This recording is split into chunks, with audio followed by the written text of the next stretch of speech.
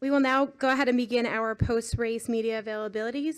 We're currently joined by members of our race-winning team, team owner Joe Gibbs and crew chief Adam Stevens. Congratulations to you both. We'll go ahead and open it up to questions. If you have one, please raise your hand and we will get a mic over to you as soon as possible. How come Kyle gets to sit in the middle all the time? It's crew chief and owner that gets us here. We'll go ahead and start with Wolfgang in the back and then come down here to the front to Pat. First of all, congratulations for all of you. A question, actually two questions for Adam Stevens. Wolfgang Monser from Germany, Rheinsport Press Agency. After the race, Kyle mentioned in the television with the moderator concerning fuel consumption. How precise can you do a full fuel consumption before the race? And second, when all these unknown factors with the caution laps, do you have to adapt all the time the fuel consumption strategy? Yes, absolutely. You can only gauge your race mile per gallon leading into the race based off of practice and past history. And the mileage always gets better because the lap times are always slower, but you never run long enough in practice to know exactly what that's going to look like. So, and the race conditions are always a little different. So there's always a small percentage change, even above what you anticipate. So, but you get a handle on that as the race progresses. But cautions mess it up bad. It's really hard to tell how much fuel the driver saves under caution. So you're trying to account for that. So the more caution laps there are, the harder it is to really calculate. The more green laps there are, the easier it is. But so much is in the driver's hands and how he's using the throttle and how he's using the brake. So it's a lot to keep up with through the event.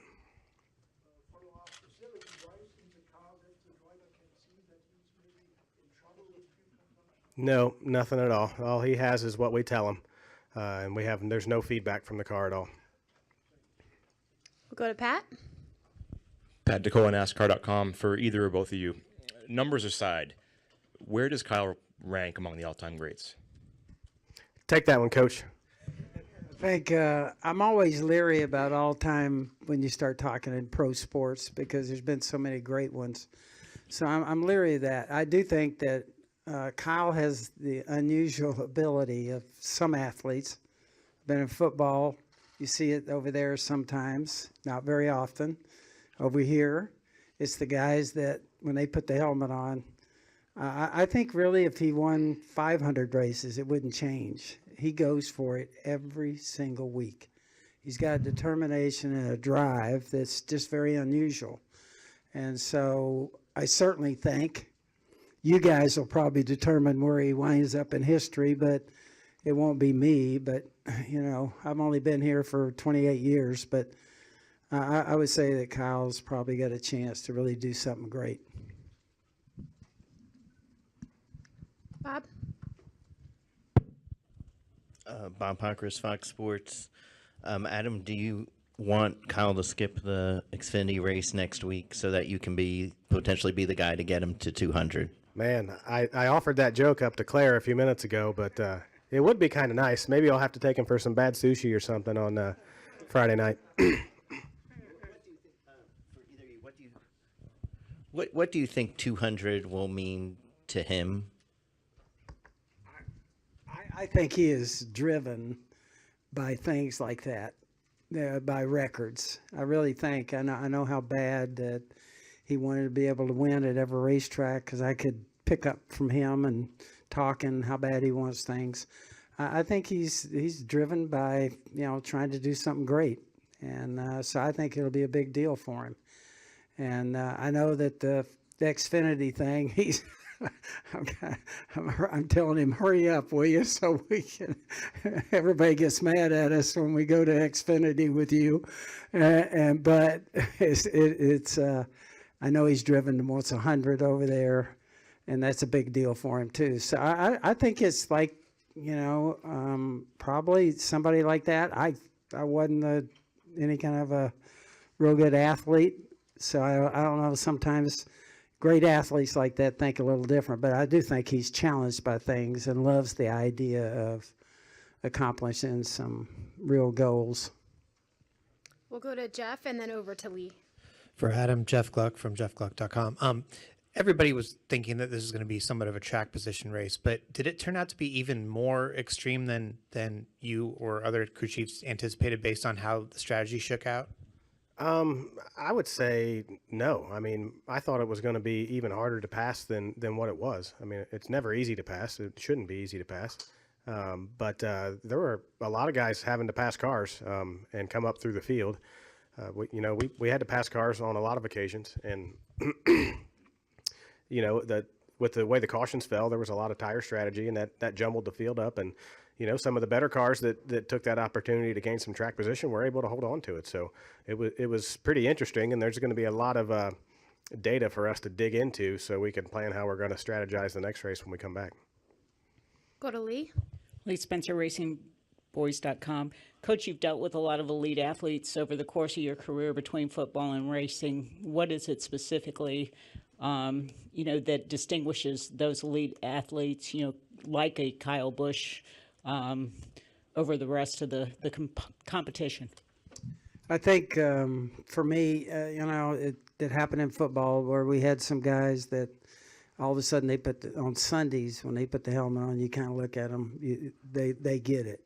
They know what the sport's about, and they are after it. They're determined. And that's not often you find it, but certainly I think with Kyle and this over here on this sport, I think Kyle is one of those guys. When he puts the helmet, I've never seen him if there's something in front of him, I don't care whether the car's able to get there or not, he's trying to get there. And so I just think he's, unusual talent. I think all of us that watch sports, me included, really appreciate those great athletes, and somehow they have a gift, and we don't know how that happens. How does that happen? He goes to the test many times, and when we could put the equipment on the cars to actually test, and he can drive the thing when it's several degrees past when the normal person can drive it, and that's just a gift. And I think we all kind of appreciate athletes that have that. And can you touch on Martin Truex Jr. and how he's acclimated to the organization? Yeah. Very well, and I think I was talking to Cole today, and man, the last 2 weeks there's been a couple runs in there where they were super fast. At the end of this race, they were.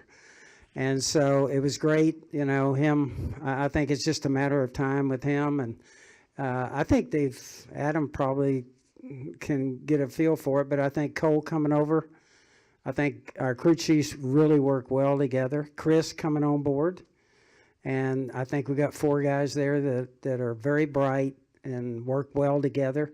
And one of the great things I love about this sport, it's different from a team standpoint, because over here you got 4 teams that have to work together, and back at the race shop, it is that. We treat everybody as one team.